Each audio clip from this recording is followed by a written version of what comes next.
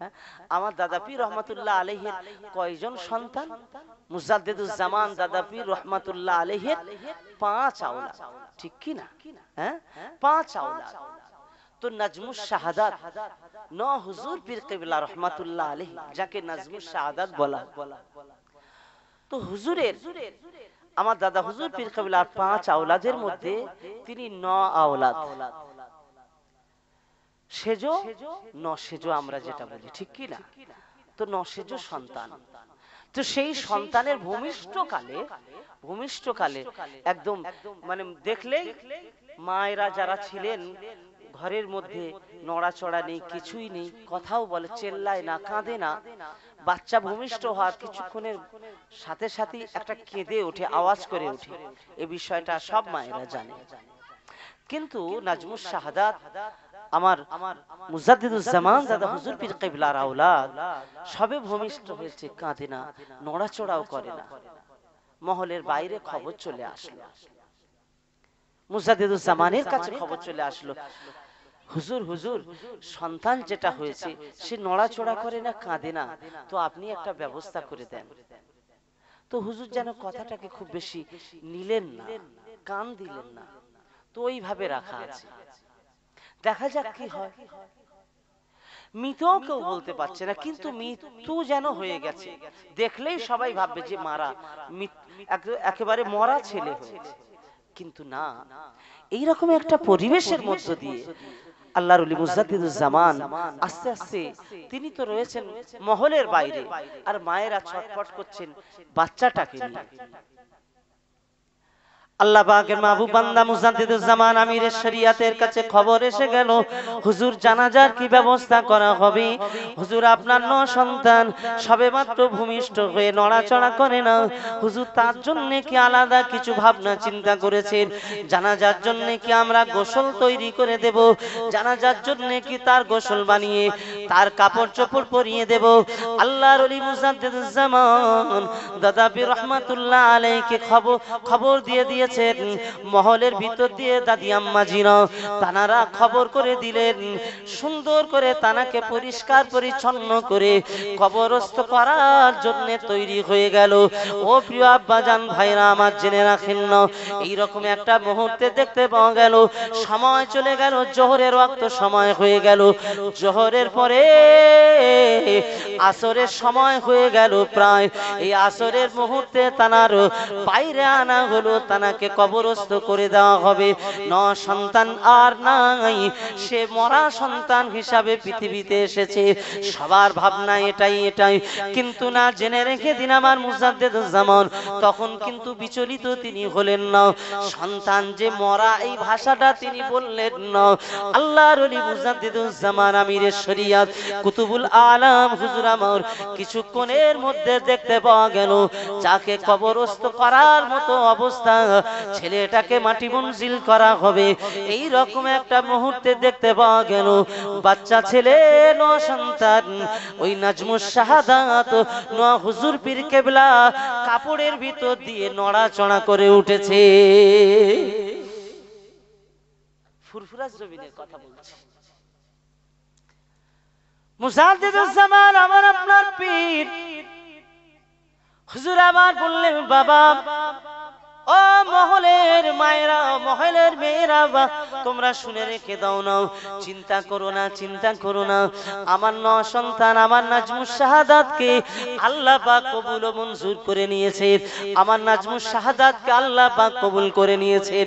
আমার নাজমুস শাহাদাত তার মায়ের গর্ভ থেকে আল্লাহ পাক ওলি করে পাঠিয়েছেন। মায়ের গর্ভ থেকে ওলি হয়ে আসে, এ কথা কে বললেন? আমার মুজাদ্দিদুজ্জামান বললেন। বড় পীর পীরানে পীর দস্তগীর রহমাতুল্লাহ আলাইহি, জগতের শ্রেষ্ঠতম বড় পীর বলে আমরা যাকে জানি, তিনি মায়ের গর্ভে থেকে যখন এসেছেন ওলি হয়ে এসেছেন। আল্লাহ পাক রব্বুল আলামিন নাজমুস শাহাদাতকে আল্লাহ পাক ফুরফুরা জমিনে আল্লাহ পাক পাঠালেন দাদি আম্মাদের গর্ভ থেকে যখন পৃথিবীর জমিনে আসলেন, যখন নড়াচড়া করে উঠলেন, সবাই অবাক হয়ে গেল। আল্লাহর ওলি মুজাদ্দিদুজ্জামান বললেন, আমার সন্তান নাজমুস শাহাদাত আল্লাহ পাক তাকে কবুল করে নিয়ে ওলি করে আল্লাহ পাক দুনিয়ার জমিনে মায়ের গর্ভে থেকে পাঠিয়েছেন। কেবল নয়, আমার আল্লাহ পাক তাকে কবুল করেছেন। দুনিয়ার বহু অবস্থা সম্পর্কে আল্লাহ পাক তাকে দেখার মতো আল্লাহ শক্তি দিয়েছে। এক তারিখে আস্তে আস্তে ছোট্ট বাচ্চা বড় হতে হতে যে মায়ের গর্ভ থেকে ওলি হয়ে এসেছে, তার প্রতি ভালোবাসা বেশি থাকবে কি থাকবে না? থাকবে না? নজর থাকবে না? ছোট্ট ছেলে, বাচ্চা ছেলে খেলাধুলা করে এদিকে সেদিকে যায়। দাদা পীর হুজুর রহমাতুল্লাহ আলাইহির দরবারে, মুজাদ্দিদুজ্জামানের দরবারে বাংলার বহু জায়গা থেকে মানুষেরা গিয়ে হুজুরের কাছে বায়াত হন। মুরিদেরা সেখানে অনেকেই থাকেন। সুফি নেসারউদ্দিন সাহেব সেখানে থাকেন। ফুরফুরা জমিনে আল্লামা রুহুল আমিন সাহেব রহমাতুল্লাহ আলাইহি সেখানে থাকেন। সেখানে তো আব্দুল মাহবুব সাহেব হুজুর সেখানে থাকেন। সেখানে আব্দুল মোমেন সাহেব হুজুর সেখানে যান। বাংলার জমিন থেকে দেশ বিদেশ থেকে মানুষেরা এসে আমার মুজাদ্দিদুজ্জামানের কাছে সেখানে থাকেন। বাবা, সকলের সঙ্গে কথা বলতে হয়। আমার মুজাদ্দিদুজ্জামান কথা বলছেন। এক তারিখে নাজমুস শাহাদাত হুজুর আমার সে কাছাকাছি এসে সবার মাঝে কথা হচ্ছে। আর ওই সময় আমার দাদা পীর রহমাতুল্লাহ আলাইহিকে কবিতা পড়ে, আমার নবীর শানে কবিতা পড়ে শোনাচ্ছেন। বারবার আমার সোনার নবী হাবিবুল্লাহর শানে কবিতা পড়ে শোনাচ্ছেন, আমার নবীর শানে নাত পড়ে শোনাচ্ছেন, আল্লাহর হাবিবের শানে গজল পড়ে শোনাচ্ছেন। একটুখানি ধমকানি দিচ্ছে, মানে কথা বলছেন, তার ওর মাঝে যদি এরকম করে একটু বিরক্ত লাগে না? বাচ্চারা যদি বিরক্ত করে, ধমকানি দিলে। নাজমুস শাহাদাত ছোট ছেলে ধমকানি খেয়ে চলে গেছে। মুজাদ্দিদুজ্জামান বকা দিয়েছে, এই বকা খেয়ে তিনি চলে গেলেন। বাচ্চা ছেলে কোথায় চলে গেল? বাড়ির ভিতরে। মুজাদ্দিদুজ্জামান মনে করেন বাড়ির ভিতরে চলে গেছে। সন্ধ্যার উপক্রম হয়ে গেল। খাবারের সময় পার হয়ে গেছে। আসরের সময় হয়ে গেল। নাজমুস শাহাদাতকে আর দেখতে পাওয়া যায় না। দাদি আম্মাজিরা খবর বাহিরে জানালেন, মহলের বাইরে খবর দিয়ে বললেন, হুজুর নাজমুস শাহাদাত আপনার কাছে ঘোরাফেরা করছিল, সে তাকে তো দেখতে পাই না, সে কোথায় গেল? নাজমুস শাহাদাত কোথায় গেল? তাকে তো খুঁজে পাওয়া যায় না। মুজাদ্দিদুজ্জামান এদিকে সেদিকে একটু খবর নিতে বললেন, আশেপাশে বাড়িগুলো একটু খবর নিতে বললেন। কোন জায়গা নাজমুস শাহাদাত হুজুরকে পাওয়া গেল না। কোন জায়গা পাওয়া গেল? যে ছেলেটা মায়ের গর্ভ থেকে ওলি হয়ে এসেছেন, তাকে যদি না পাওয়া যায়, সকলের মনে যন্ত্রণা শুরু হবে না? হবে না? দাদি আম্মাজিরা কান্না শুরু করে দিয়েছেন। কোথায় গেল বাচ্চা ছেলে? কোথায় গেল? তাকে দেখতে পাওয়া কেন যায় না? দাদি আম্মা কাঁদছেন। এমন একটা মুহূর্তে আল্লাহর ওলি মুজাদ্দিদুজ্জামান তিনি মুরাকাবায় বসে পড়লেন। মুরাকাবার মাধ্যমে চোখ বন্ধ করে এদিকে সেদিকে মুরাকাবা করে দেখতে লাগলেন, কোথায় তাকে দেখতে পাওয়া যায়। আশেপাশে সমস্ত জায়গায় চোখ বন্ধ করে আল্লাহ পাকের মাহবুব বান্দা ওলিদের তিনে নিত্য তিনটে চোখ শুনেছি না বাবা? আমরা দুটো চোখের কথা আমরা জানি, এই তো দুটো চোখ, ঠিক না? কিন্তু তিনে নিত্য আমরা ছোটবেলাতে পড়লাম, একে চন্দ্র দুয়ে পক্ষ তিনে নিত্য। কোথায় তিনটে চোখ? না না না না, কথাটা ভুল নয়। তিনটে চোখ হলো অন্তরের চোখ। অন্তরের চোখে আল্লাহ পাক রব্বুল আলামিন যখন অন্তরের চোখটা খুলে দেন, আল্লাহর ওই বান্দারা আল্লাহ পাক আরশ পর্যন্ত আল্লাহ দেখিয়ে দেন। আল্লাহর জাহান্নাম দেখতে পান, আল্লাহর জান্নাত দেখতে পান। আল্লাহ পাক তাদের নজরে জান্নাত আর জাহান্নামটা নজরে এনে দেন। জীবনে ওলিদের পরিবারের মধ্যে কখনো দেখিনি আল্লাহর ওলিরা কেমন হয়, আল্লাহর ওলিরা কেমন ভাবে, আল্লাহর ওলিদের নিসবত গুলো কেমন হয়, তাদের চলাফেরা কেমন হয়, আল্লাহর ওলিরা কেমন ভাবে তৈরি হয়। সরাসরি যদি কারোর বাড়িতে একজন ওলি দেখা যায় না, যে এই মানুষটা আল্লাহর পেয়ারা হয়ে গেছে, তাহলে বাদবাকি সন্তানদের একটা ধারণা আসে, ও মানুষেরাই তো ওলিদের মধ্যে, ওলি তো আল্লাহর ওলি তো মানুষের মধ্য থেকেই হয়, আর মানুষ সামাজিক জীবনে চলাফেরা করে, তার ভিতর দিয়ে আল্লাহর ইবাদত এভাবে করে। তখন কিন্তু একটা ধারণা তৈরি হয়, পরবর্তী জেনারেশন গুলো তাদেরকেও আল্লাহর পেয়ারা হওয়ার জন্য তাদের জন্য সহজ হয়।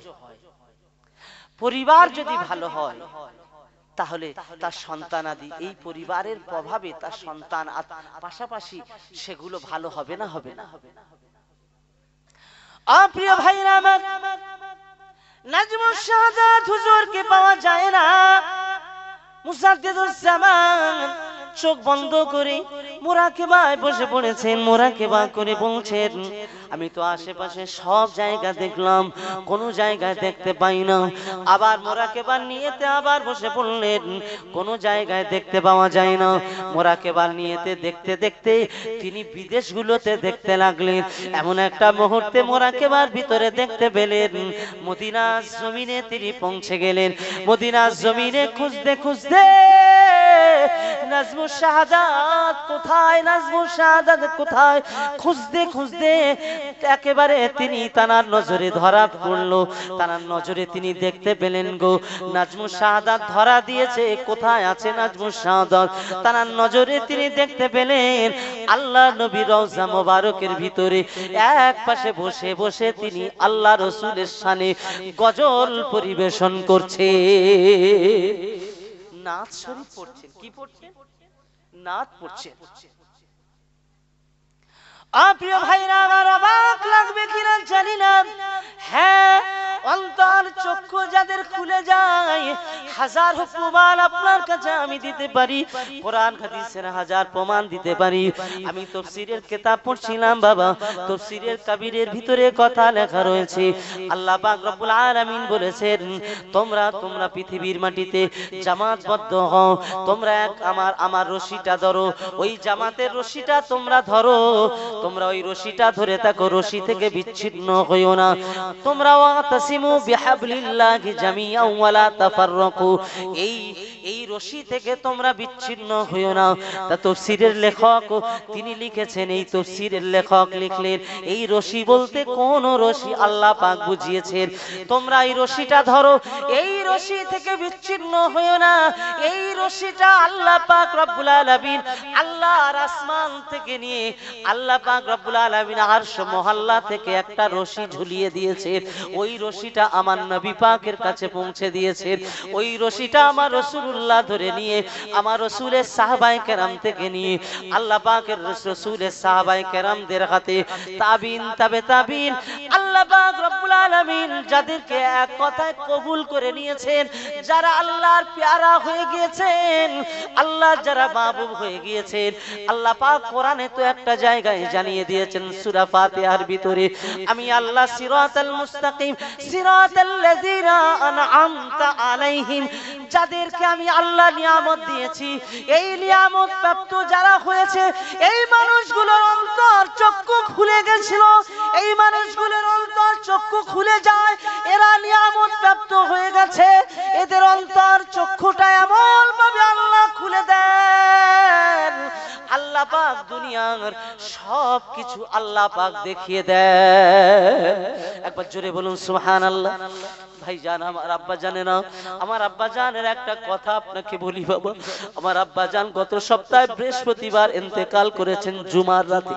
আমার আব্বা জান গত বৃহস্পতিবার জুমার রাতে ইন্তেকাল করেছেন বাবা। আব্বা জান মেজো হুজুর পীর কেবলার তিনি খাস মুরিদ ছিলেন। আমল করতে করতে এমন একটা দরওয়াজায় পৌঁছে গেছেন, উনি এমন কিছু কথা বলতে শুরু করেছেন আমাকে, যে কথাগুলো আমার বিব্রত করে তুললো। আব্বা জান এমন কেন বলেন, এমন কেন বলেন, আমি বুঝতে পারিনি। আমি যখন না বুঝতে পেরে ফুরফুরা জমিনা আমি নিজে গাড়ি করে নিয়ে গেলাম, যে এমন কেন বলছেন, একটু হুজুরদের কাছে নিয়ে যেতে হবে। সেই গল্পগুলো, সেই আলোচনাগুলো পীরজাদা মেহরাব সিদ্দিকী হুজুর কেবলার কাছে আলোচনা করলেন বসে প্রায় 1 ঘন্টার উপরে। হুজুর কেবলা শুনে শুনে ওই সময় বলেছিলেন, আমার ভাইজান হুজুর শুনে বলেছিলেন, আমার সামনে আরো কয়েকজনের সামনে বসে বসে বলেছিলেন, বলেছিলেন, চাচাজি চাচাজি চাচাজি, আপনি আমল করতে করতে এমন একটা জায়গায় পৌঁছে গেছেন, আমার আব্বা জান আমার চাচা জানদের মুখ থেকে শুনেছি আল্লাহর পেয়ারারা আমল করতে করতে ওই মাকামে পৌঁছে গেলে আল্লাহ পাক তাদেরকে আসমান জমিন শুধু নয়, আল্লাহ আরশ পর্যন্ত আল্লাহ দেখিয়ে দেবে। চাচা জান আপনি যে মাকামে পৌঁছে গেছেন, আব্বা জান বলেছিলেন, বাবা আমি কি করব এই সময়, আমার খুব চিন্তা বেড়ে গেছে, না জানি শয়তান আমাকে ধোঁকা দিয়ে না জানি শেষ করে দেয় কিনা। জিন শয়তানগুলো আমার সামনে হাজার হাজার আসছে, আমি আমার চোখে হাজার হাজার জিন শয়তানদেরকে দেখতে পাচ্ছি, আমি কি করব এই সময়। ওই সময় ভাইজান হুজুর বলেছিলেন, মেহরাব হুজুরের কাছে গিয়ে আপনারা জিজ্ঞাসা করবেন। ভাইজান হুজুর বলেছিলেন, চাচা যান ওরা আপনাকে ক্ষতি করতে পারবে না। আমি আমার মেজো চাচা জানের কাছে, আমার চাচা জানদের কাছে, হুজুর কেবলাদের কাছ থেকে, আমার আব্বা জানের কাছ থেকে আমি শুনেছি ওই মুহূর্ত আসলে কি আমল করতে হয়, ওই আমলের কিছু অংশ আপনাকে বলে দিতে পারি। বলল, বাবা আমি কি কোনো পীরের হাতে এই সময় আবার নতুন করে বায়াত হব নাকি? হুজুর বললেন, না না না না, নতুন করে কোনো পীরের হাতে বায়াত হতে হবে না। আর আপনার ওই মাকামে পীর খুঁজে পাওয়াটা তো এখন কঠিন, আপনার যদি কিছু নিতে হয় আপনি যান মেজো হুজুর পীর কেবলার কাছে, কবরের কাছে গিয়ে বসুন, তানার মাজার শরীফ থেকে সরাসরি ফয়েজ পেয়ে যাবেন। ভাইজান আমার কথা যদি আপনাদের যদি বিশ্বাস করতে অসুবিধা হয়, যাবেন যখন জিজ্ঞাসা করবেন। আবার আমি নিয়ে গেলাম আমার আব্বা জানকে পীর ওমর সিদ্দিকী, পীর আল্লামা ওমর সিদ্দিকী হুজুরের কাছে। আব্বা জান কয়েক ঘন্টা গল্প করলেন যে কি করব আমি এই মুহূর্তে। হুজুর কেবলা বললেন, বাবা এই মুহূর্তে আর কিছু করার নাই, একটাই রাস্তা, আপনি নতুন কোন পীর ধরবেন, সেই পীর এই সময় কঠিন পাওয়া। আপনি যান মেজো হুজুরের থেকে আর কে বড় পীর আছে? আপনার পীর তো জিন্দা, কোরআনে এসেছে আপনার পীর তো জিন্দা, আপনি কি মানেন না? আপনার পীরের কাছে গিয়ে পায়ের কাছে গিয়ে বসুন, মাজারের কাছে গিয়ে বলুন যে আমি এই মুহূর্তে কি করব। আল্লাহর রহমত আপনার পীরের সাথে সাক্ষাৎ হয়ে যাবে, আর আপনার পীর আপনাকে নির্দেশনা দিয়ে দেবে। একবার জোরে বলুন না সুবহানাল্লাহ। আব্বা জান আমাকে বলতে বলতে একদিন বলেছিলেন, আজ আমার মেজো হুজুর পীর কেবলার সঙ্গে আল্লাহ সাক্ষাৎ করিয়েছেন। ওই রাতে ঘুরে আসার পরের দিন বলেছিলেন, আব্বা জান বলতে বলতে একদিন আমাকে বলেছিলেন, কচিরে তুই বিশ্বাস করবি কিনা জানি না, আমি আমার নজরে দেখতে পাচ্ছি আল্লাহর কোরআন যে কত সুন্দর হয়, আল্লাহর কোরআনের আয়াত আল্লাহ যে নূর দিয়ে ভরে দিয়েছেন, আল্লাহর প্রত্যেকটা কথা, কোরআনের কথা নূরে ভরপুর হয়ে আছে, প্রত্যেকটা লফজ। আমি যখন কোরআন খুলি আমার সামনে নূরে নূরান্বিত হয়ে যায়, আমি চোখ রাখতে পারি না, এত নূরের আলো আমি চোখ রাখতে পারি না, এত নূরের আলো আমি চোখ রাখতে পারি না। আমার জীবনে আমার ধারণা হতো না কোরআন যে এত নূর। আমি বলি, আব্বা জান এগুলো কারোর সাথে আপনি বলবেন না, আপনার অনুরোধ আপনি কারোর সাথে বলবেন না, লোকেরা অনেক মন্তব্য করতে পারে, আপনি বলবেন না। আব্বা জান খুব ধৈর্য ধরে রাখতেন, কাউকে বলতেন না। আব্বা জান আমাকে একদিন বলতে বলতে বলেছিলেন, কচিরে আল্লাহর ওলিদের হাতে বায়াত হয়ে যা বাবা, আল্লাহর ওলিরা ছাড়া আল্লাহ পর্যন্ত পৌঁছানো যায় না রে বাবা, যায় না। আল্লাহ পাক রব্বুল আলামিন আমার সামনে আমি যখন শুয়ে পড়ি, আমার আল্লাহ পাকের দেখেছি অসংখ্য ফেরেশতাদের আমি দেখতে পাই।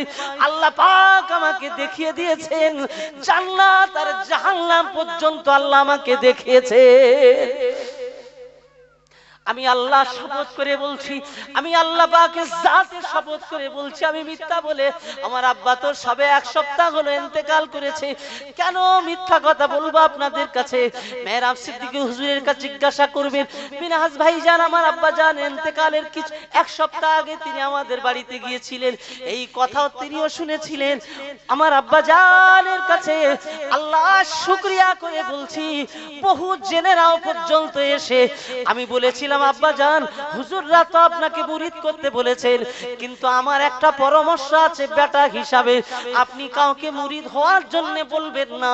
আল্লাহ যদি আপনার আপনাকে পছন্দ করে, তাহলে আমার বিশ্বাস, আমি কোরআন হাদিস পড়েছি যতটুকু, আমার বিশ্বাস দেখবেন একদিন জিনেরা আপনার কাছে চলে আসবে বায়াত হওয়ার জন্য। আর জিনেরা যেদিন আপনার কাছে বায়াত হবে, জানবেন আল্লাহ পাক রব্বুল আলামিন আপনাকে কবুল করেছে। আব্বাজান আমাকে একদিন বলছেন, কচি রে, এ কচি শোন না বাবা, আজকের এত জিন আমাকে ঝামেলা করছে বায়াত করার জন্য, আমি এখন কি করব তুই আমাকে বললা। আমি ওনাকে পরামর্শের জন্য, বহু পরামর্শের জন্য অনেক আলেমের কাছে পাঠিয়েছিলাম, যোগ্য যোগ্য আলেমের কাছে। ভাইরা আমার মনে রেখে দিন, আব্বাজান বলেছিলেন বহু জিনেরা আমার কাছে বায়াত হয়ে গিয়েছেন। একবার জোরে বলুন না আলহামদুলিল্লাহ। ও প্রিয় ভাইরা আমার, কথা প্রসঙ্গে কথা আমার এসেছে, আমার বলার উদ্দেশ্য ওটা নয়। আমার বলার উদ্দেশ্য নাজমুস সাদাত হুজুরের কথা বলছিলাম। আমার মুজাদ্দিদুজ্জামান দাদা পীর রহমাতুল্লাহ আলাইহি হুজুর আমার নবীর দরবারে পৌঁছে গেলেন। তিনি মুরাকাবা হালতে আল্লাহর হাবিবের কাছে গিয়ে সালাম দিয়ে জিজ্ঞাসা করলেন, ইয়া রাসূলুল্লাহ, হাবিবাল্লাহ, আমার নাজমুস শাহাদাতকে আমি এত খোঁজা খুঁজি, কিন্তু এই জায়গায় বসে রয়েছে। আল্লাহর নবী বলেছিলেন, ও বাবা আবু বকর, ওগো আবু বকর, জানো না জানো না জানো না, নাজমুস শাহাদাতকে আল্লাহ পাক কবুল করে নিয়েছে। নাজমুস শাহাদাত আমার কবিতা পড়তে বড় ভালোবাসে। তুমি যখন ওকে ধমকানি দিয়েছো, ও তো আমার শানে কবিতা পড়ছিল, ও আমার শানে কবিতা পড়ছিল, তুমি ধমকানি দিয়েছো।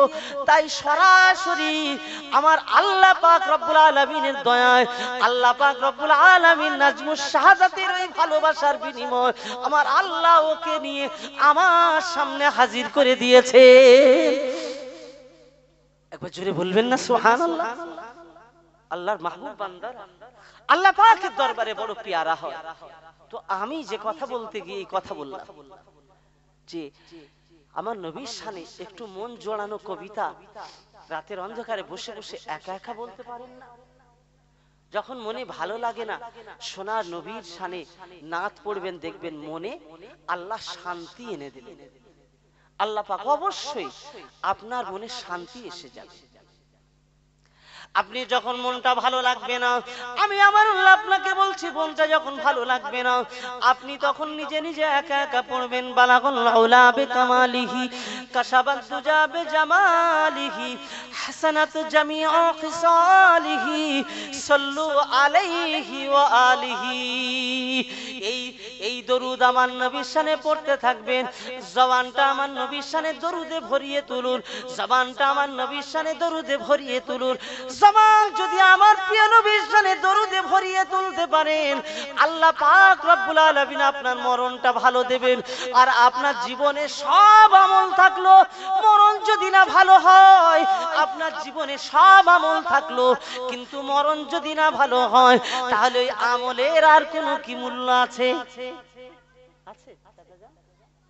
সব করেছেন ভালো, কিন্তু মরণ ভালো হয়নি, ও জীবনের কি মূল্য আছে?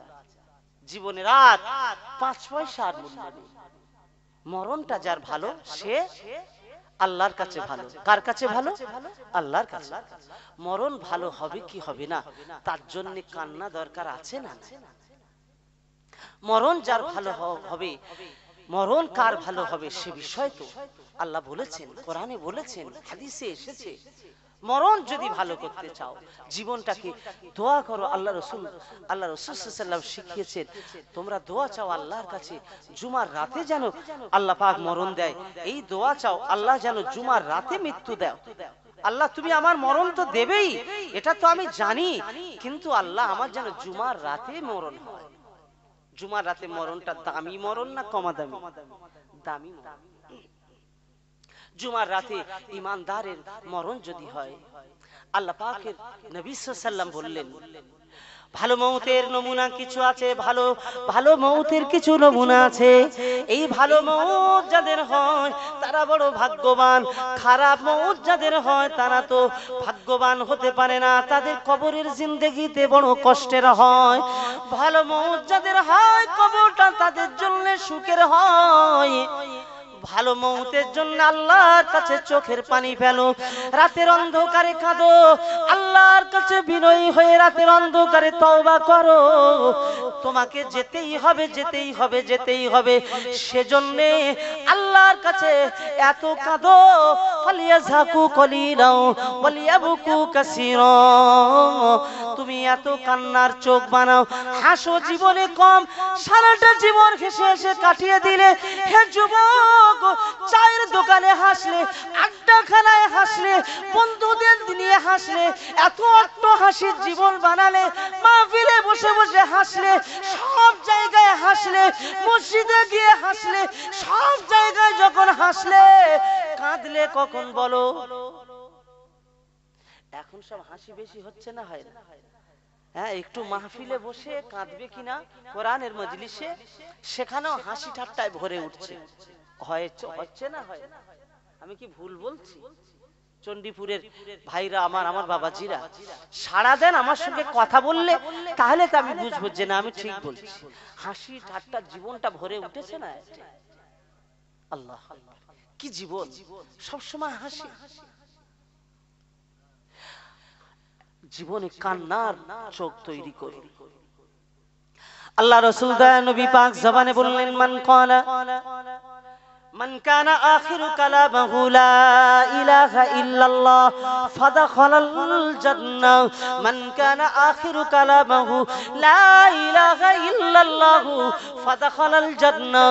নবী আমার দিন ও দুনিয়ার বাদশা, হে যুবকেরা, সোনার মানিকেরা, আব্বারা, মায়েরা, বোনেরা, নবী আমার বললেন, যার মৃত্যুকালে যার জবান থেকে লা ইলাহা ইল্লাল্লাহ বাহির হয়ে যাবে, আমার সাথে সকলে পড়ুন, মৃত্যুকালে লা ইলাহা ইল্লাল্লাহ যার জবান থেকে বার হয়ে যাবে, আল্লাহ রাসূল বললেন, আল্লাহর হাবিব বললেন, বিশ্ব নবী আমার বললেন, ওই মানুষটার জন্য আল্লাহ পাক জাহান্নাম হারাম করে জান্নাত আল্লাহ তার জন্য ওয়াজিব করে দেবে।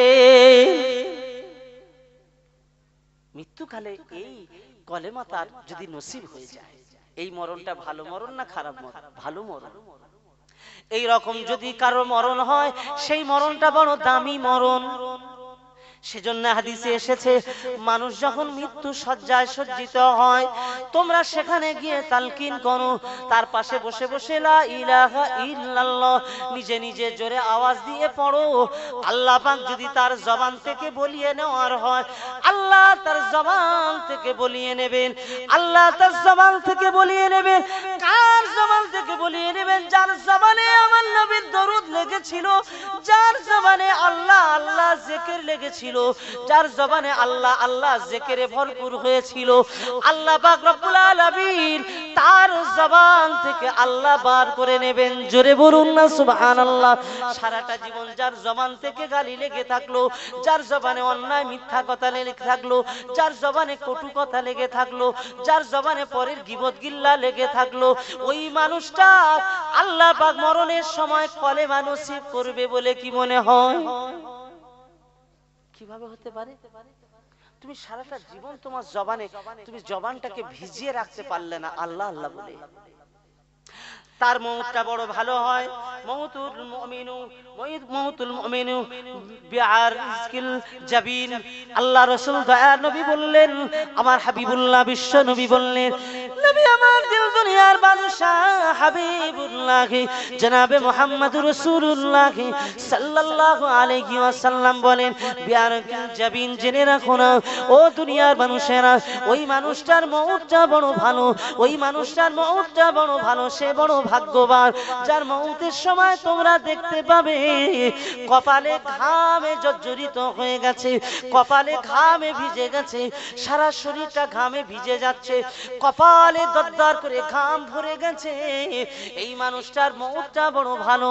এই মানুষটাকে তোমরা যদি দেখো মরণের সময় ঘামে ভিজে গেছে, তোমরা জানবে ভালো মরণ। এটা ভালো মৃত্যুর ভালো নমুনা। এবার জোরে বলবেন না সুবহানাল্লাহ। আমি দেখেছি আব্বাজানকে দেখেছি, আমার কোলের উপর বসা শোয়ানো ছিল, মানে একটু দমের হচ্ছিল, সেই সময় বসিয়ে রাখতে হয়, তাই এরা বসিয়ে রেখেছে, সহ্য করতে পারে না, তাড়াতাড়ি করে চালিয়ে দাও, ফ্যান চালিয়ে দাও, ফ্যান চালিয়ে দিচ্ছে, করে ফ্যান চলছে এই ঠান্ডার সময়। এত ঘাম ঘাম মুছিয়ে দিতে হচ্ছে। দেখেছি, এই জন্য আমি আগেই বলছিলাম না যে ভালো মানুষ তারা কিভাবে চলাফেরা করে, এটা একটা শিক্ষা পাওয়া যায় ভালো মানুষদের সোহবতে থাকলে। তো আমার একটা জীবনের মতো শিক্ষা হয়ে গেছে জি, যে সত্যি কিভাবে ভালো হওয়া যায়। রাত 12টা 1টা থেকে জিকির, ফজর পর্যন্ত জিকির, তাসবিহ, তেলাওয়াত, নামাজ। আমার জানা মতে যতটা জানি, আব্বাজানের হিসাবে বলছে আমি 43 বছর আমি তাহাজ্জুদের নামাজ আল্লাহ আমার কাজা করাইনি। বলবেন না সুবহানাল্লাহ? জি, ভালো হতে গেলে কষ্ট করতে হয় না, শুধু ঘুমিয়ে ঘুমিয়ে হওয়া যায়। কি বলা মনে হয়? কষ্ট করতে হয়, শুধু ঘুমিয়ে ঘুমিয়ে হওয়া যায় না গো। আল্লাহর হাবিব দয়া নবী বলেন, পাক জবানে বলেন, ও সোনার মানিকেরা, ও চণ্ডীপুরের আম্মারা, মায়েরা, বোনেরা, আব্বা জানেরা, আমার রাসূলুল্লাহ দিন ও দুনিয়ার বাদশা হাবিবুল্লাহ বলেন, ভালো মৃত্যুর কিছু নমুনা আছে। ভালো মৃত্যু তোমরা যদি দেখতে চাও তোমরা দেখবে। আমি রাসূলুল্লাহ বলছি, আমি হাবিবুল্লাহ জানিয়ে দিলাম, মা মিন মুসলিমিন ইয়ামুতু ইয়াউমাল জুমআ আও লাইলাতুল জুমআতি ইল্লা ওয়াকাল্লাহু মিন ফিতনাতিল কবরি। ভালো মৃত্যু তোমরা যদি দেখো, ভালো মৃত্যুর নমুনা হলো যদি জুমার রাতে অথবা জুমার দিন কারো যদি মৃত্যু হয়, আমি নবী পাক জানিয়ে দিলাম ওই মৃত্যুটা এত ভালো, এত ভালো, আল্লাহ পাক রব্বুল আলামিন ওই মানুষের কবরের আযাব আল্লাহ দেবে না। জোরে বলুন না সুবহানাল্লাহ। যার জুমার রাতে অথবা জুমার দিনে যে মানুষের মওত হবে, আল্লাহ পাক তাদের কবরে আযাব maaf করে দিয়েছেন। আরো একবার জোরে বলুন না সুবহানাল্লাহ। আল্লাহর কাছে কাঁদুন, আল্লাহ কবর বড় ভয়াবহ জায়গা, আল্লাহ তুমি আমার ঈমানের সাথে জুমার রাতে অথবা জুমার দিনে বৃহস্পতিবার দিনগত করে মাগরিবের আযানের পর থেকে নিয়ে মাগরিব আযানের পর থেকে নিয়ে মাগরিব থেকে নিয়ে জুমার রাত শুরু হয়, মাগরিব থেকে নিয়ে জুমার রাত শুরু হয়। বাবা, এই জুমার রাতে যদি মওত হয়, এই মওতটা বড় নসিবওয়ালা মওত। আল্লাহ পাক যেন আমাদেরকে জুমার রাতে অথবা জুমার দিনে আল্লাহ যেন মৃত্যু দেন। জোরে বলুন আমিন। ও নওজওয়ানেরা, ভালো মওতের ভিতরে আমার রাসূলুল্লাহ বললেন, জেনে রাখো না, যে মহিলার গর্ভে সন্তান এসেছে 5 মাস 6 মাস হয়ে গেল, 7 মাস হয়ে গেল, 8 মাস হয়ে গেল, 10 মাস যে মহিলার গর্ভে বাচ্চা এসেছে, এই মহিলার বাচ্চা প্রসবের সময় অথবা বাচ্চা থাকা অবস্থায় এই মহিলার মৃত্যু হয়ে গেল, আল্লাহর হাবিব বলেন ওই মরণটা শহীদি মরণ, ওই মরণটা বড় ভাগ্যের মরণ, ওই মরণটা শহীদি মরণ। আল্লাহ পাক ওই মাকে জান্নাতি বানাবে। মায়েরা অনেক সময় সন্তান ভূমিষ্ঠ হওয়ার সময় মওত হয় না, হয় না? বাচ্চা ভূমিষ্ঠ হওয়ার সময়, বাচ্চা ভূমিষ্ঠ হওয়ার সময় অনেক সময় মৃত্যু হয়, ঠিক না ভুল বলে? প্রিয় ভাইরা, আমার জওয়ানেরা, নওজওয়ানেরা, এমন ঘটনা বহু রয়েছে। আমার মায়েরা বড়, আমার মায়েদের কারোর যদি এমন হয় সন্তান ভূমিষ্ঠকালে মৃত্যু হয়, আল্লাহর হাবিব বললেন ওটা শহীদি মরণ, বড় নসিবওয়ালা মরণ গো। আল্লাহ পাক রব্বুল আলামিন তাদের জন্য জান্নাত আল্লাহ নসিব করে দেবেন। জোরে বলুন। অসংখ্য ইমামের ভিতরে জগতের একটা শ্রেষ্ঠ ইমাম, ইমাম তাহাবী রাহমাতুল্লাহ আলাইহি, ইমাম আবু জাফর তাহাবী রাহমাতুল্লাহ আলাইহি। আমার ভাইজান এসেছেন, আল্লাহর রহমত আপনারা সবাই চেনেন না চেনেন? আমার ভাইজান জোনায়েদ ভাইজান এসেছেন, হযরত মাওলানা জোনায়েদ সাহেব সুলতানপুর, এটা আপনারা সকলেই জানেন, আলোচনা রাখবেন। তো ছোট্ট দুটি কথা আমি এটাই শুধু বলছি, ওই মায়েদের জন্য এই কথাটা আমাকে বলতে হচ্ছে। ইমাম তাহাবী রাহমাতুল্লাহ আলাইহি, আবু জাফর তাহাবী রাহমাতুল্লাহ আলাইহি হুজুর আমার, তিনি যখন ভূমিষ্ঠ হন, ভূমিষ্ঠ কালে তিনি মায়ের গর্ভে রয়েছে, মায়ের পেটে রয়েছে, মায়ের যন্ত্রণা শুরু হয়ে গেছে। মায়ের পেটে থাকা অবস্থায় যন্ত্রণা যখন শুরু হয়েছে, বাচ্চা ভূমিষ্ঠ হবে। এই বাচ্চা ভূমিষ্ঠ হওয়ার আগে তার মা ইন্তেকাল করেছেন। বাচ্চা ভূমিষ্ঠ হয়নি মানে ইমাম তাহাবী পৃথিবীতে আসেনি, তার আগে মরণ হয়ে গেছে। কার মরণ হয়ে গেছে? আম্মাজি। আপনার মনে হচ্ছে না তাহলে ইমাম তাহাবী আসলেন কি করে? ইমাম তাহাবী রাহমাতুল্লাহ আলাইহির আম্মা ইন্তেকাল করলেন। এমন একটা মুহূর্তে আল্লাহ পাক রব্বুল আলামিন তানাকে যখন তুলে নিয়েছেন, ইমাম তাহাবির আব্বাজান আম্মাজান তানারা শাফি মাযহাবের মানুষ ছিলেন। শাফি মাযহাবের মসলা অনুযায়ী মায়ের গর্ভে কোনো বাচ্চা মারা গেলে ওই বাচ্চা অবস্থায় তাকে কবর দিতে হবে। ইমাম শাফি মাযহাবের মসলা হলো এটাই। কিন্তু ইমাম আবু হানিফা রাহমাতুল্লাহ আলাইহির মসলা হলো না না না, যদি মায়ের গর্ভে বাচ্চা মারা যায় তোমরা একবার পরীক্ষা করে দেখো বাচ্চাটা জীবিত আছে কিনা। কিভাবে পরীক্ষা করা হবে? এখন তো ল্যাব হয়েছে অনেক, বিভিন্ন জায়গায় ল্যাবে নিয়ে গেলে পরীক্ষা মেশিনের দ্বারা হয়, তখন তো পরীক্ষা করার কোনো সুযোগ ছিল না। ইমাম নোমান বিন সাবিত, চার ইমামের এক ইমাম আবু হানিফা বলেছেন যদি ওই বাচ্চা জ্যান্ত থাকে, জীবিত থাকে মায়ের গর্ভে, মা মারা গেছে, যদি বাচ্চা জীবিত থাকে একটা কাপড় নিয়ে, নেকড়া নিয়ে, একটা চাদর নিয়ে, গামছা নিয়ে ভিজিয়ে ওটা মায়ের পেটের উপরে দেখে দেবে। পেটের উপরে দেওয়ার পরে যদি তাড়াতাড়ি যদি শুকিয়ে যায় তাহলে জানবে বাচ্চা জীবিত আছে। মজার ব্যাপার। সেই জায়গায় এই আলোচনা পরে করবো ইনশাআল্লাহ, ভাইকে বসিয়ে নিয়ে আলোচনা করা যাবে না। যে আলোচনাটা জি 2-1 মিনিট লাগবে আর ভাই বসে থাকবে, আমার খুব কষ্ট লাগে। ইমাম তাহাবি রহমাতুল্লাহ আলাইহি তিনি আসেননি মায়ের গর্ভে, তো তানার মাযহাব, তানার আব্বা আম্মা তো শাফি মাযহাবের মানুষ, মাকে কবর দিয়ে দেবে সব সিদ্ধান্ত হয়ে গেছে। কবরস্থ করার জন্য, জানাজার জন্য মানুষের আলোচনা শুরু হয়ে গেল, টাইম ঠিক হয়ে গেল। ইমাম তাহাবির আম্মা জান তানাকে কবরস্থ করা হবে এমন একটা সময়, তানাকে গোসল করানোর জন্য মায়েরা প্রস্তুতি নিয়ে নিয়েছে। সেই মায়েদের মধ্যে একজন ইমাম আবু হানিফা রাহমাতুল্লাহ আলাইহি। ইমাম আবু হানিফা আমাদের যে মাসলাক আমরা মানি, এই মাসলাকের আবু হানিফা মাসলাকের একজন মহিলা ওখানে ছিলেন। উনি বললেন শোনো না, আরে শাফির মাযহাবে যদিও ওই অবস্থায় কবর দিতে হবে আমি জানি, কিন্তু আমাদের মাসলাক অনুসারে একবার কি আমাকে পরীক্ষা করতে দেবেন, আমাকে কি একবার সুযোগ দেবেন ওই বাচ্চাটা জীবিত আছে কিনা? সবাই বললেন হ্যাঁ ঠিক আছে, সুযোগ দেওয়া হলো। এই ভিজিয়ে নিয়ে যখন পেটের মধ্যে দেওয়া হলো, কিছুক্ষণের মধ্যে দেখা গেল কাপড়টা শুকিয়ে গেছে। ওই মহিলা বললেন দেরি না করে, আমি বলছি মায়ের গর্ভে বাচ্চা জীবিত আছে, এই অবস্থায় কবর আপনারা দেবেন না, দেবেন না, তাড়াতাড়ি করে সিজার করে বাচ্চাটা বার করুন, অপারেশন করে বাচ্চাটা বার করুন, কেটে বাচ্চাটা বার করুন। ওই মুহূর্তে কেটে জীবিত বাচ্চা ইমাম তাহাবিকে বার করে নেওয়া হলো। আলহামদুলিল্লাহ, সেই ইমাম তাহাবি তিনি পরবর্তী জীবনে এই আমাদের যে ইমাম আবু হানিফার মাসলাকের উপরে চলে এসেছে। মামার বাড়িতে পড়াশোনা করেছিলেন, পড়াশোনার সময় একটা মসলা, এই মসলাটা যখন এসেছে শাফির মসলা, যে মায়ের গর্ভে বাচ্চা মারা গেলে কি হয়, আর ইমাম আবু হানিফা শাফির মসলা দুটো তফাৎ। মামা তানার ওস্তাদ ছিলেন, তার মামা পড়াচ্ছে যখন উনি ধরলেন, মামাজি আমি তো দুনিয়ায় আসতে পারতাম না, এই যে মসলা আপনারা পড়াচ্ছেন ইমাম শাফির মসলা অনুসারে, আমি তো দুনিয়ায় আসতে পারতাম না, আমাকে কবর দিয়ে দিতে না আপনারা, শুধু ওখানে ইমাম আবু হানিফার মসলার একটাই মহিলা ছিলেন বলে সেই মায়ের ওসিলা আমি দুনিয়াতে আসতে পেরেছি।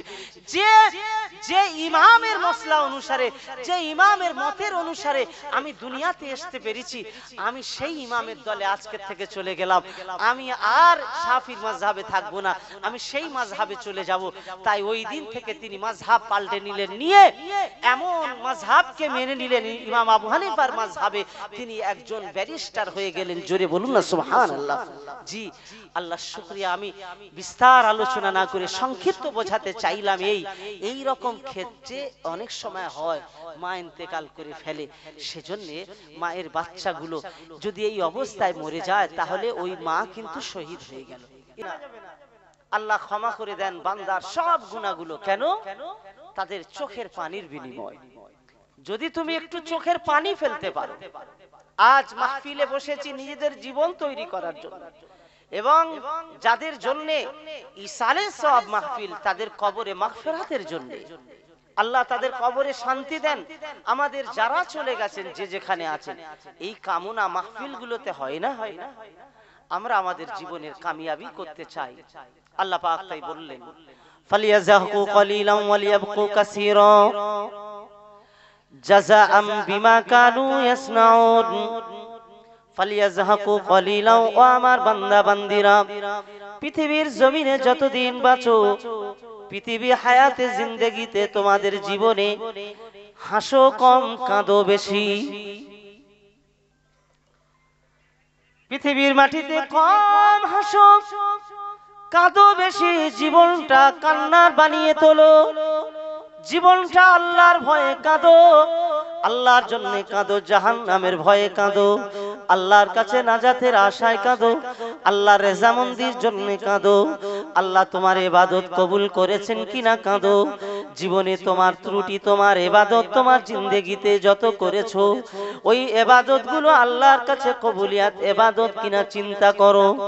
আল্লাহর মাহবুব বান্দা ইব্রাহিম আদম প্রত্যেক দিন নামাজের পরে যখন দোয়া হতো, ওই দোয়ায় আল্লাহ পাকের মাহবুব বান্দা ইব্রাহিম আদম জগৎ বিখ্যাত আল্লাহর ওলি নামাজের পরে মুরিদ মুতাকিদিন ভক্তবৃন্দদের নিয়ে দোয়া শেষ করে মুখেতে হাতটা চেপে ধরে রাখতেন, হাতটা চুপচাপ চেপে ধরে থাকতেন।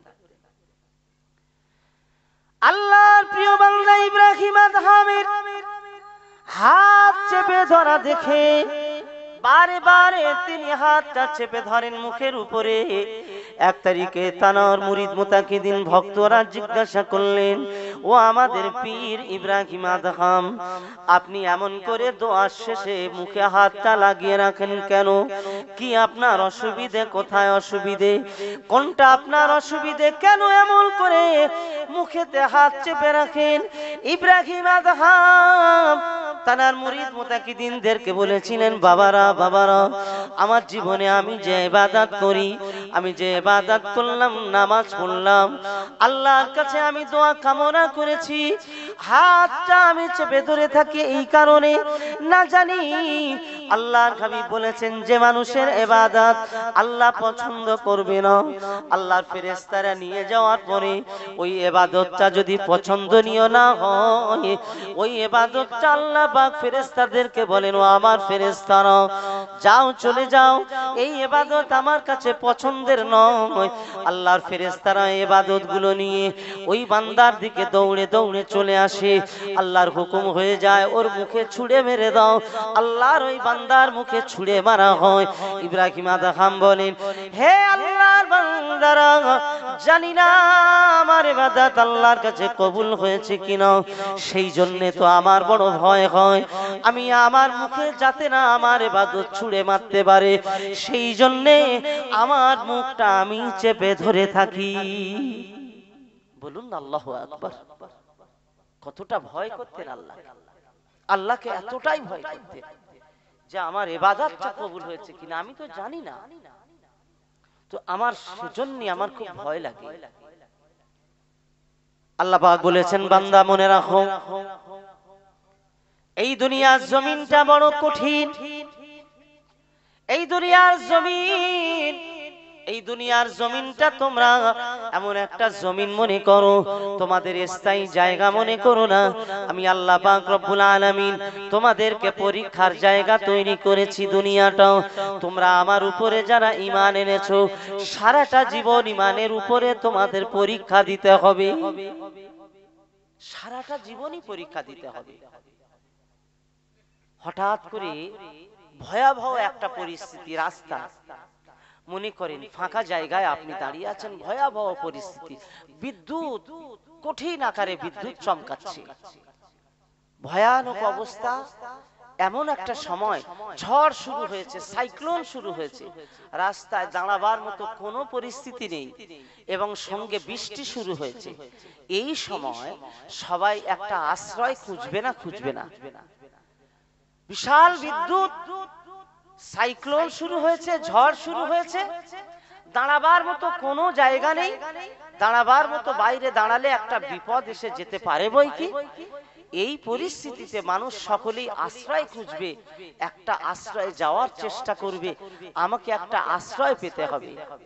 এরকম একটা মুহূর্তে কেউ যদি এসে বলেন এখন সামনে এই বাদশার একটা রাজপ্রাসাদ আছে, এখানে আশ্রয় নাও, তাহলে সেই রাজপ্রাসাদে সবাই ছুটে যাবে কি যাবে না? সবাই ছুটে যাবে, এখানে দাঁড়াও। তো রাজপ্রাসাদে আপনি ছুটে ছুটে গিয়ে প্রবেশ করেছেন, কিন্তু একদল মানুষ তারা এখনো ঢুকতে পারেনি। এরকম একটা সময় রাজা বলছেন, দেখো তোমরা যারা বাইরে আছো আর ভিতরে এসো না। এই কঠিন একটা পরিস্থিতিতে যদি দাঁড়িয়ে থাকতে পারো, এই বিদ্যুৎ চমকানো পরিস্থিতি, সাইক্লোনের পরিস্থিতি, ঝড় ঝঞ্ঝা হচ্ছে, বৃষ্টি হচ্ছে, এই পরিস্থিতি কাটিয়ে যারা উঠতে পারবে, আমি তাদের জন্য একটা একটা করে সুন্দর ঘর তৈরি করে দেব। সকালবেলা রাজপ্রাসাদের মতো দামি দামি ঘর বানিয়ে দেব। তাহলে যারা বাইরে দাঁড়িয়ে থাকা মানুষ ছিল, তারা একটু কষ্ট করে দাঁড়িয়ে থাকার চেষ্টা করবে না? করবে না কেন? যে রাজা আমাদেরকে একটা ঘর বানিয়ে দেবে, কথা দিয়েছে। আল্লাহ পাক রব্বুল আলামিন পৃথিবীর মানুষগুলোকে, ঈমানদারদেরকে আল্লাহ পাক বললেন, বান্দা তোমরা মনে রাখো, আমি আল্লাহ তোমাদের জীবনে দুনিয়াটা এমন কঠিন, সর্ব অবস্থায় তোমাদের ঝড়ের মতো, সাইক্লোনের মতো, বিদ্যুতের মতো জীবনটা তোমাদের এমন করে কাটবে।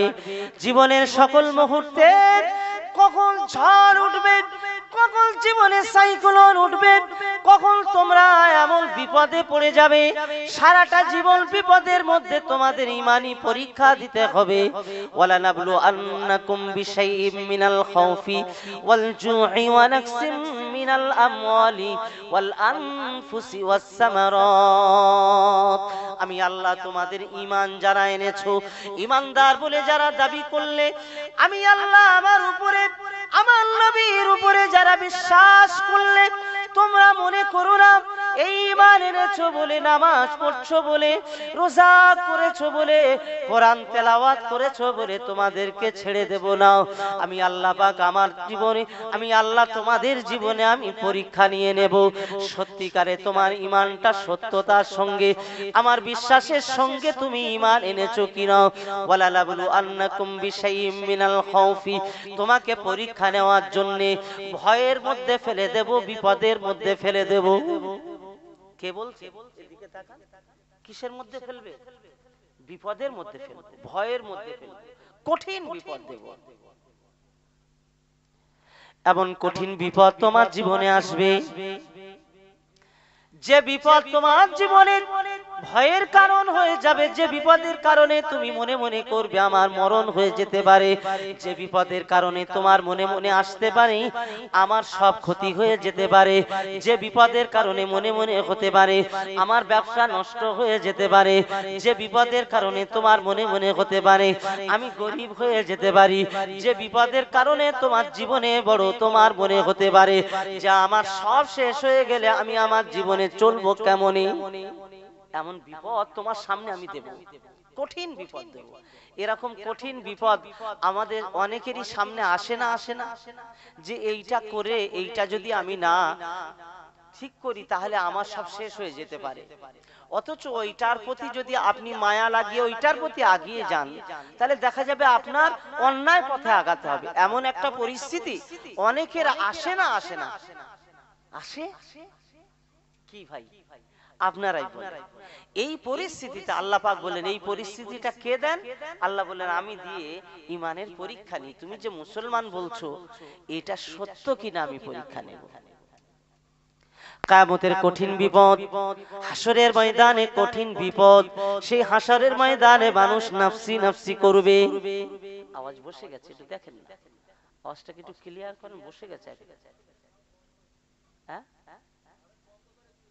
আচ্ছা আচ্ছা আচ্ছা আচ্ছা আচ্ছা, ঠিক আছে, নামাজ হচ্ছে তাই, আলহামদুলিল্লাহ। একটু মহব্বতে দরুদ শরীফ, আল্লাহুম্মা সাল্লি আলা, জোরে জোরে মন খুলে বলুন, আলা আলি। আমাদের প্রভু এক, এক নবীর উম্মত, জীবন বিধান এক, ওই শিবানী কুরআন। তবে কেন এখনো হে মুসলমান এক হও এক হও করি আহ্বান, আমাদের প্রভু এক, এক নবীর উম্মত, জীবন বিধান এক, ওই শিবানী কুরআন। কাবা শরীফ এক, মদিনা শরীফ এক, উহুদ পাহাড় এক, বদরের মাঠ এক, তবে কেন এখনো হে মুসলমান এক হও এক হও করি আহ্বান। আল্লাহু আকবার। আলহামদুলিল্লাহ, আমি যে কথা বলছিলাম, পরীক্ষা আসবে কিসের? কঠিন ভয়ের সম্মুখীন হতে হবে, বিপদ। সেই ভয়টা কি? বিপদ এসে যাবে। আল্লাহ পাক বললেন, ওয়ালা নাবলু আন্নাকুম বিশাইইম মিনাল খাউফি ওয়াল জুই ওয়া নাকসিম মিনাল আমওয়াল ওয়াল আনফুসি ওয়াস সামারাত। হে আমার বান্দারা, তোমরা মনে রাখো, আমি আল্লাহ তোমাদের অভাবী বানিয়ে দেব। ক্ষুধার জ্বালা যন্ত্রণায় পাগলের মতো ছুটতে থাকবে। ক্ষুধার যন্ত্রণা এত বেশি হয়ে যাবে, এত অভাবী হয়ে যাবে, বাড়িতে কিছু করার মতো আর ক্ষমতা থাকবে না। এক বেলা খেতে পাবে আর এক বেলা পাবে না, এমন অভাবী তোমাদেরকে আমি আল্লাহ বানিয়ে দেব। এত অভাব তোমাদেরকে অভাবগ্রস্ত করে দেব। কারো জীবনে এমন ঘটনা অনেক সময় হয় না, হয় না। আল্লাহর হাবিব দয়া নবী বলেন, আল্লাহ পাক পরীক্ষা নেবেন, সবার এক রকম নয়। আল্লাহ পাক রব্বুল আলামিন যাকে যেমন মনে করেন তাকে তেমন পরীক্ষা নেন। ঈমানের পরীক্ষা আল্লাহর কাছে দিতে হবে, ঈমানের পরীক্ষা আপনাকে আমাকে দিতে হবে। আল্লাহ তাই বললেন, বান্দা তুমি ভয় কেও না, হে বান্দা তুমি চিন্তা করো না। ফালিয়াযহাকু কলিলাও ওয়ালিয়াবকু কাসীরা। আমি আল্লাহ আমার কাছে কান্নার চোখ বানাও। আমি আল্লাহ বলছি তোমরা হেসো না বেশি। দুনিয়ার জীবন জিন্দেগিতে কম হাসো, কম হাসো, কাঁদো বেশি। যদি তোমার জীবনে কান্নার চোখ বানাতে পারো, আল্লাহর জাহান্নামের ভয়ে তুমি যদি কাঁদতে পারো, আল্লাহ পাক এক ফোঁটা চোখের পানি কিয়ামতের ময়দানে তোমার জন্য নাজাতের ওসিলা বানিয়ে দেবে। হাসরের ময়দানটা বড় কঠিন। কিয়ামতের ময়দানে তোমার জীবনের আমল তোমাকে নাজাত দেবে না, তোমার জীবনের ইবাদত তোমাকে নাজাত দেবে না। তোমার জীবনের ইবাদতের কারণে তুমি নাজাত পাবে এমনটি নয়। একটা মানুষের এমনই ঘটে যাবে, সারা জীবনের দান, সারা জীবনের আমল এত বেশি, এত বেশি, কিন্তু তার জীবনের হুকুকুল ইবাদ নষ্ট করেছে। আল্লাহ পাকের হক আর বান্দার হক নষ্ট করেছে। বান্দারা আবেদন নিবেদন করবেন, আল্লাহর কাছে বিচার দেবেন, আল্লাহ এই বান্দা আমার হক নষ্ট করেছে। ওর জীবনের ইবাদত গুলো আল্লাহ পাক ওই বান্দার ইবাদত গুলো কাটতে কাটতে যাদের হক নষ্ট করেছিল দিতে দিতে সব শেষ হয়ে যাবে, আর কিছু থাকবে না। কি আছে আপনার জীবনের আমল? আপনার জীবনের আমল কিয়ামতের ময়দানে নাজাত করে দিতে পারে না।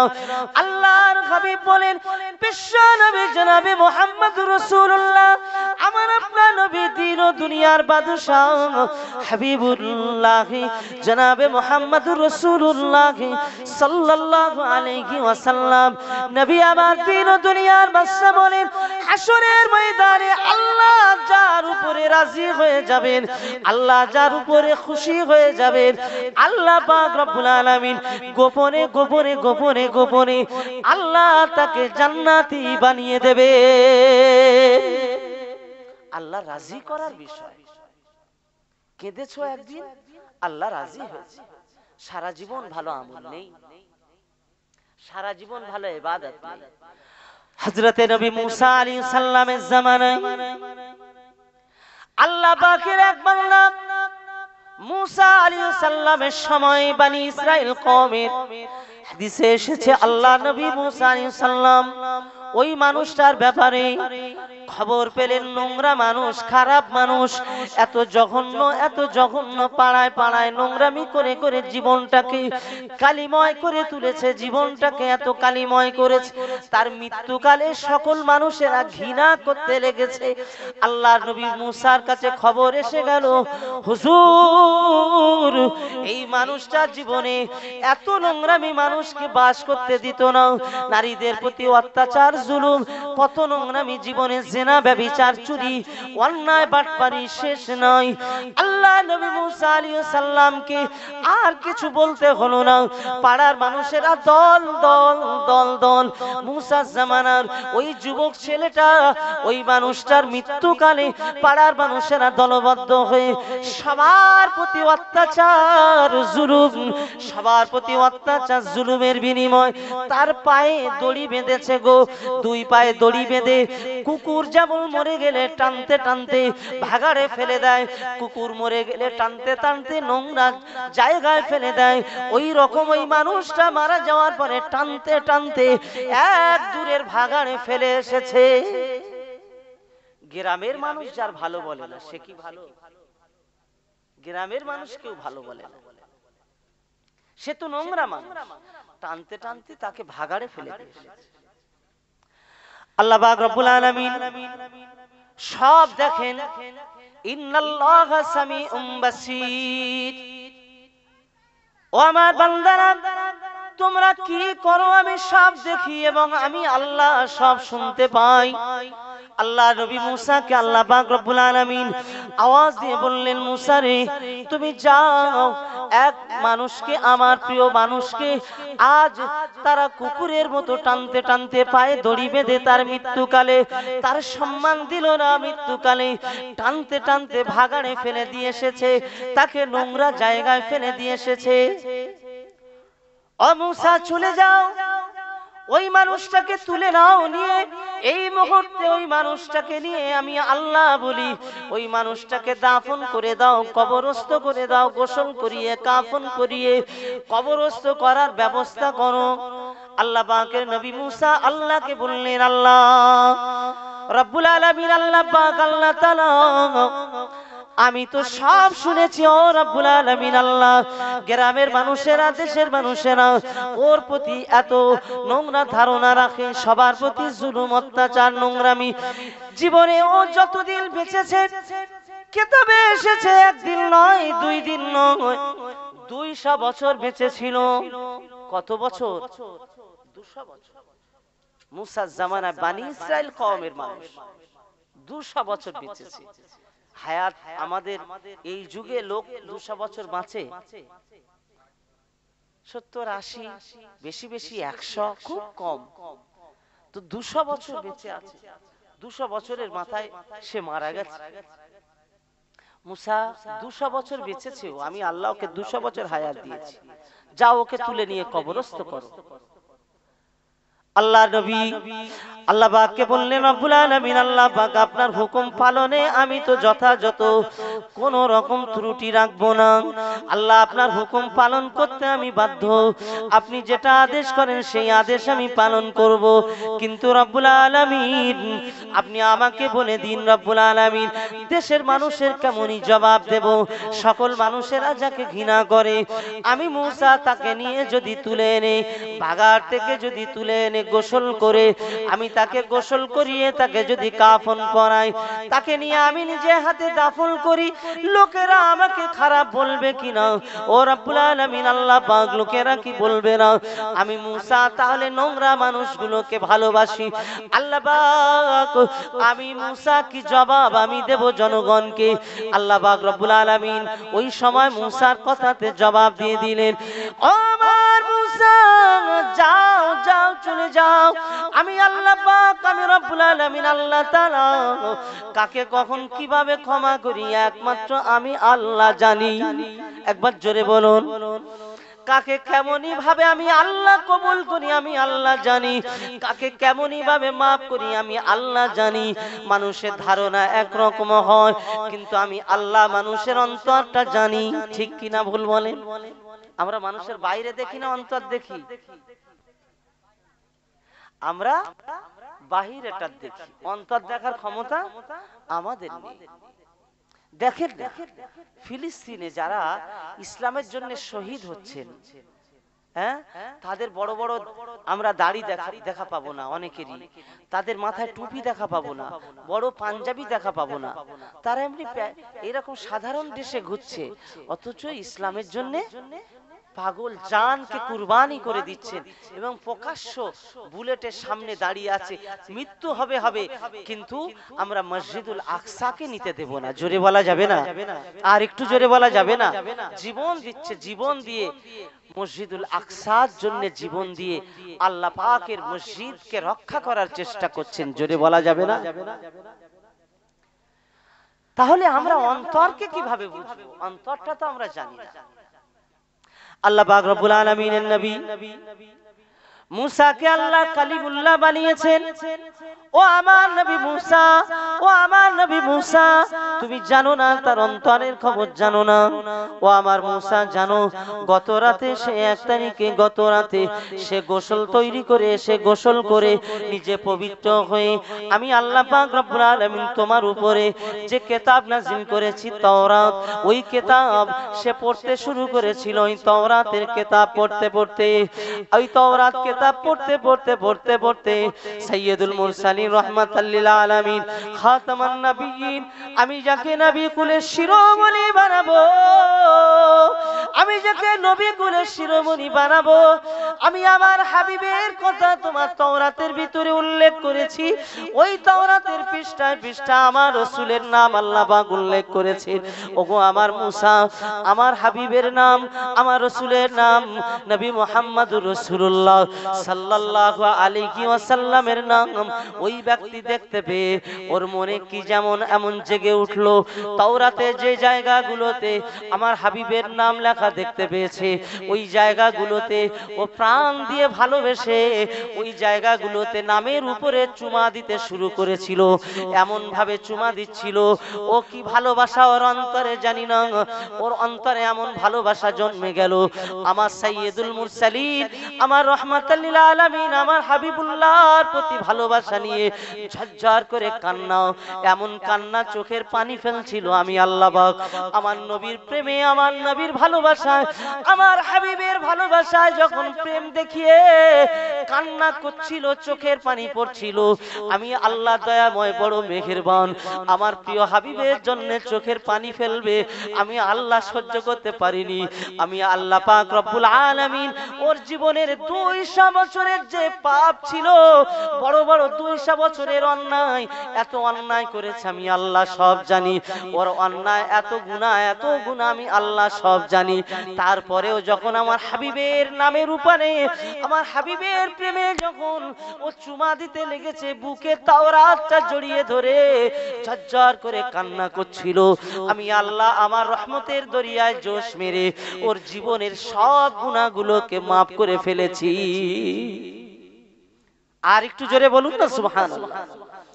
ও মুসা, দুনিয়ার মানুষ বনি ইসরাইলেরা কেউ জানে না, বনি ইসরাইলদের কাছে খবর নাই, বনি ইসরাইলেরা জানে না আমি আল্লাহ কেন খবর, আমি আল্লাহ কেন মাফ করেছি। যাও যাও বনি ইসরাইলদের প্রশ্নের সম্মুখীন যদি হয়ে পড়ো, তাহলে আমি আল্লাহ আমার কথাটা শুনিয়ে দেবে। আমি এমনি তাকে মাফ করিনি, আমার প্রিয় হাবিবের মহাব্বতে তাকে ক্ষমা করে দেওয়ার কারণে আজ আমার নির্দেশ হলো তুমি তার ভাগাড় থেকে তুলে নিয়ে, ওই নোংরা পচা জায়গা থেকে তুলে নিয়ে ওকে সম্মানের সাথে গোসল বানিয়ে আমি আল্লাহ আমার কাছে আমার কবরে দাফন করে দাও। আল্লাহ পাকের রাসূলের ভালোবাসায় মুসার জামানায় যদি কোনো মানুষ চোখের পানি ফেলে, আমার নবীর প্রেমে যদি চোখের পানি ফেলে, আল্লাহ যদি মাফ করে দেন। এই জামানা আমার রাসূলের জামানা, আমার নবীর প্রেমে যদি চোখের পানি ফেলে, আল্লাহ পাক মাফ করবে কি করবে না, এই বিশ্বাসটা আমাদের থাকা দরকার আছে না? না, আল্লাহ পাক মাফ করবেন। এবং আমার আল্লাহ পাকের নবী সাল্লাল্লাহু আলাইহি সাল্লাম বলেছেন, আমার প্রেমে যারা নিজেরা পাগল হয়ে যায়, যাদের অন্তরে আমার প্রেম আছে, আমি রাসূলুল্লাহ তাদের সঙ্গে দিদার করে যাই, আমি রাসূলুল্লাহ আমার সাথে তাদের দিদার হয়ে যায়। জোরে বলা যাবে না? আর একটু জোরে বলা যাবে না সুবহানাল্লাহ? মুসা আলাইহিস সালামের জামানা কবে, আর এই জামানা আজ নবীর জামানা, আমার হাবিবের জামানা, আমরা আজ শিখলাম না, আমরা আজ আমার রসুলের মহব্বতী মানুষ হলাম না। আমরা যা আমল করেছি, আমাদের আমলের নিয়ে, আমাদের আমলগুলো নিয়ে আমরা চিন্তিত যে আমাদের আমলগুলো ত্রুটি মুক্ত কি, আমরা সঠিকভাবে করতে পেরেছি কি, আমাদের নামাজগুলো সঠিক যেভাবে করার নিয়ম সেইভাবে করতে পেরেছি কি, আমরা সেইভাবে খেতে পেরেছি কি, আমরা সেইভাবে কি চলতে পেরেছি। আমাদের আমলের মধ্যে ত্রুটি আছে না না, আমলের ভিতরে ত্রুটি আছে। কিন্তু কেউ যদি প্রিয় নবীর মহব্বত করে, আল্লাহ রসুলের যদি কেউ মহব্বত করে, এ নওজোয়ান প্রিয় যুবকেরা, সোনার মানিকেরা, আব্বারা, মায়েরা, আমার নবী দিন ও দুনিয়ার বাদশাহ হাবিবুল্লাহ জনাবে মুহাম্মদুর রাসূলুল্লাহ সাল্লাল্লাহু আলাইহি ওয়াসাল্লামের মহব্বত করা, এটা তো অন্তরের বিষয়, এটা আলাদা বাইরে দেখাতে হয় না। অন্তরে যদি আমার নবীর মহব্বত আপনার পয়দা হয়ে যায়, অন্তরে নবীর ভালোবাসা যদি তৈরি হয়ে যায়, আল্লাহ পাক রব্বুল আলামিনের নবীর সাথে সম্পর্ক যদি হয়ে যায়, ইয়া সাহিবাল জামাল ওয়া ইয়া সাইয়্যিদাল বাশার মিন ওয়াজহিকান নূরি লাকাদ নাওয়ারাল কমার। আমার রাসূলের প্রেমে কবিতা পড়ুন, আমার নবীর প্রেমে কবিতা পড়তে থাকুন। ইয়া সাহিবাল জামাল, আমার সঙ্গে পড়ুন, ইয়া সাহিবাল জামাল ওয়া ইয়া সাইয়্যিদাল বাশার মিন ওয়াজহিকান নূরি লাকাদ নাওয়ারাল কমার। জোরে বলুন সুবহানাল্লাহ। হে সৌন্দর্যের সৌন্দর্য, আল্লাহ আপনাকে এত সুন্দর করেছেন, আপনার সৌন্দর্য বর্ণনা করে শেষ করা যাবে না, আপনার চেহারার সৌন্দর্য শেষ করা যাবে না। আপনার সৌন্দর্য এমন সৌন্দর্য, চাঁদ পর্যন্ত আপনার সৌন্দর্য দেখে লজ্জা পেয়ে যায়। আপনি এত সুন্দর, এত সুন্দর, আপনি এত সুন্দর, আল্লাহ পাক আপনাকে করেছেন। সৃষ্টিকুলে যা আল্লাহ বানিয়েছেন, আল্লাহ পাক সব থেকে বেশি সুন্দর আল্লাহ আপনাকে বানিয়েছেন। করেছেন না করেননি আমার রাসূলকে সব থেকে সুন্দর? সেই নবীর শানে যদি আপনি যদি একটু কবিতা পড়েন, রাতের অন্ধকারে কেউ নাই, গোপনে গোপনে যদি আপনি আমার নবীর শানে নাত পড়েন, আল্লাহর হাবিব খুশি হবে না হবে না?